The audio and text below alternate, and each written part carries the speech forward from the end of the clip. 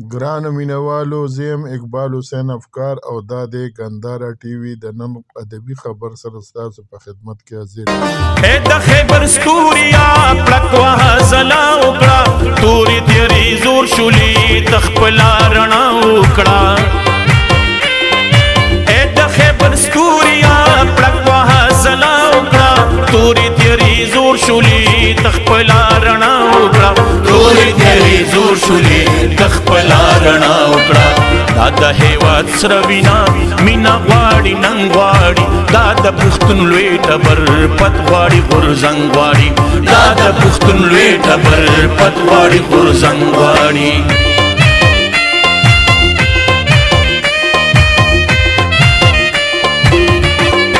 کوزا د باګرام وینا نوی ولول غواړي، بردا ببر غرونا نوی فیصله غواړي.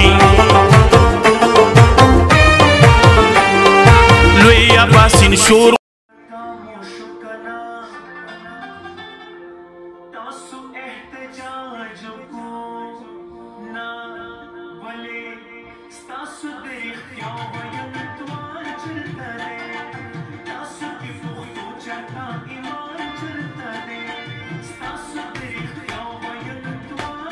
ګرانو مینوالو، نن د دسمبر په 15مه نیټه کال 2022 د پېښور پوهنتون د پښتو څانګې نه د پښتو ژبې یاد او ځوان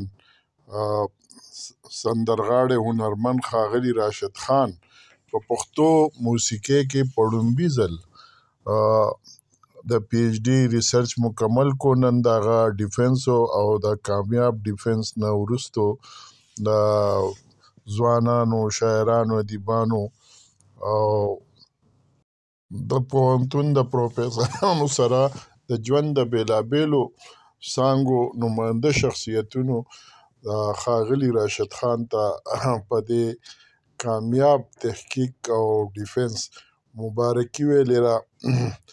په پښتو ادب کې تحقیق کې د لومړی هڅه چې درناوی د ښاغلي راشد خان په سر شو او په پښتو کې په پښتو موسیقۍ لومړی د پی ایچ ډي ریسرچر درناوی دته حاصل شو. ټولو د خلکو دته مبارکي ویلې او په دې د خوشحالۍ څرګند.